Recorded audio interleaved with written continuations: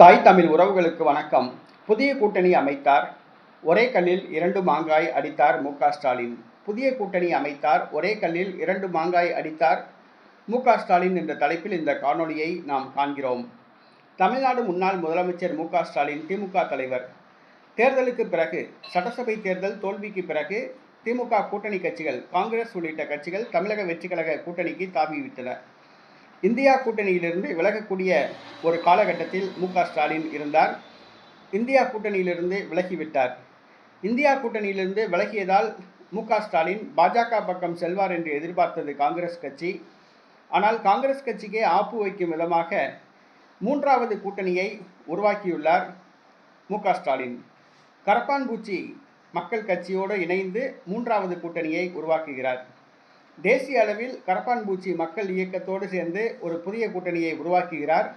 பாஜக அல்லாத காங்கிரஸ் எதிர்ப்பு மாநில கட்சிகள் அனைத்தும் இந்த கூட்டணியில் இணைகின்றன. அதாவது திரிணாமுல் காங்கிரஸ், ராஷ்டிரிய ஜனதா தளம், சமாஜ்வாடி ஜனதா கட்சி, ஆம் ஆத்மி கட்சி உள்ளிட்ட கட்சிகள் இந்த கூட்டணியில் இணைகின்றன. இதன் மூலமாக காங்கிரஸ் கட்சிக்கு ஒரு பாடம் கற்பித்துள்ளார். இந்தியா கூட்டணி உருவாவதற்கு முக்கிய காரணமே மு.க.ஸ்டாலின் தான்.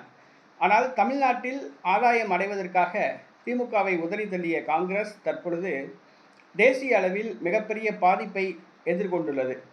தேசிய அளவில் காங்கிரஸோடு பயணித்த இந்தியா கூட்டணி கட்சிகள் தற்பொழுது திமுக கூட்டணி பக்கம் சென்றுள்ளன.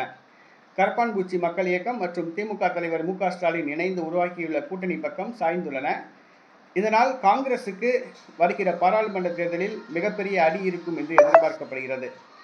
ஆக புதிய கூட்டணி உருவாக்கியதன் மூலமாக தேசிய அளவில் காங்கிரசுக்கு மிகப்பெரிய பாதிப்பை ஏற்படுத்தியுள்ளார் மு.க.ஸ்டாலின். அதே நேரத்தில் தமிழ்நாட்டில் இளைஞர்கள் எல்லாம் தமிழக வெற்றி கழகம் பக்கம் இணைந்து வந்தார்கள். கரப்பான்பூச்சி மக்கள் இயக்கத்தோடு கூட்டணி சேர்ந்ததால் தமிழ்நாட்டில் உள்ள இளைஞர்கள் தற்பொழுது கரப்பான்பூச்சி மக்கள் இயக்கத்தை நோக்கி தங்கள் பார்வையை திருப்பியுள்ளார்கள். கரப்பான்பூச்சி மக்கள் இயக்கத்தை ஒடுக்க தமிழக வெற்றிக்கழக அரசு அனைத்து ஏற்பாடுகளையும் செய்து வருகிறது என்பது அனைவருக்கும் தெரியும். ஆனால் தமிழ்நாட்டில் உள்ள இளைஞர்கள் தங்களது பார்வையை கரப்பான்பூச்சி மக்கள் இயக்கம் பக்கம் திரும்பியுள்ளனர்.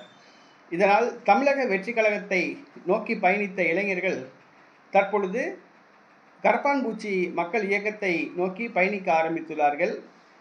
கரப்பான்பூச்சி மக்கள் கட்சியோடு திமுக கூட்டணி வைத்ததால் தமிழ்நாட்டில் இளைஞர்களுடைய ஆதரவை திமுக கூட்டணி பெறுகிறது.